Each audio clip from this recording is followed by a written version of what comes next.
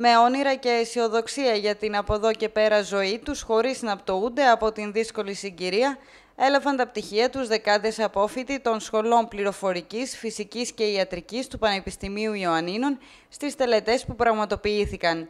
Η αίθουσα τελετών Γεώργιος Μιλωνάς γέμισε ασφυκτικά από συγγενείς και φίλους των αποφοίτων της ιατρικής σχολής, οι οποίοι έλαβαν τα πτυχία τους από τον πρίτανη Τριαντάφυλλο Αλμπάνη. Ναι, το ξέρουμε όλοι ότι η οικονομική κατάσταση δεν είναι καλή και ακόμη δεν υπάρχει κάποιο φως στο τούνελ. Όμως δεν φοβάμαι για το μέλλον των παιδιών σας και των αποφοίτων μας και δεν φοβάμαι γιατί η σχολή μας, από την οποία σήμερα τα παιδιά σας αποφοιτούν, συγκαταλέγεται στις καλύτερες ιατρικές σχολές. Οι απόφοιτοι της σχολής μας κοσμούν σε θέσεις ΔΕ, τη δική μας ιατρική σχολή, αλλά και άλλες ιατρικές στην Ελλάδα και όχι μόνο. Και αυτός ενδεχομένως είναι, εκτός από τους διεθνείς δείκτες, ένας δείκτης που δηλώνει το ύψος και τον πύχη αυτής της σχολής. Ταύτη την επαγγελία επιτελούσει ήμι, σε τη ευλογία των εμών καθηγητών και πεφυλημένων διδασκάλων, ο Θεός εν το βίο βοηθός.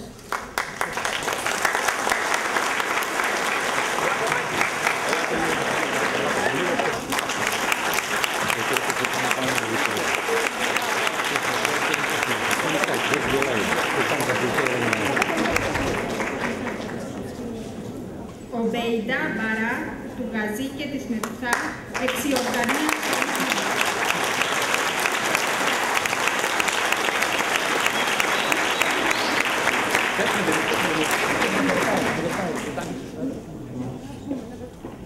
Ζιγεντή Βαλεριάν του Βιτάλη και της Πίνα εκ Γεωργίας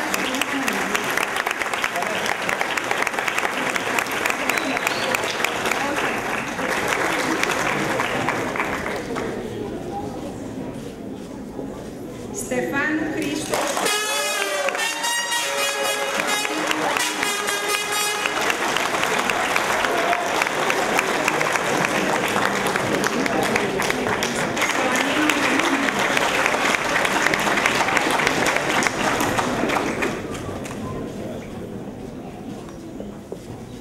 Αυτή η εβδομάδα είναι σημαντική διότι κάθε μέρα έχουμε ορκομοσία. Σήμερα ορκίστηκε το τμήμα πληροφορικής, φυσικής και οι νέοι γιατροί οι οποίοι βγαίνουν από το Πανεπιστήμιο Ιωαννίνων. Τους εύχομαι καλή επιτυχία, καλή τύχη και ξέρω ότι όσο δύσκολες και είναι οι συνθήκες, αν αγαπήσουν αυτό το οποίο μάθαν στο Πανεπιστήμιο και δουλέψουν σε αυτό θα τα καταφέρουν στη ζωή τους.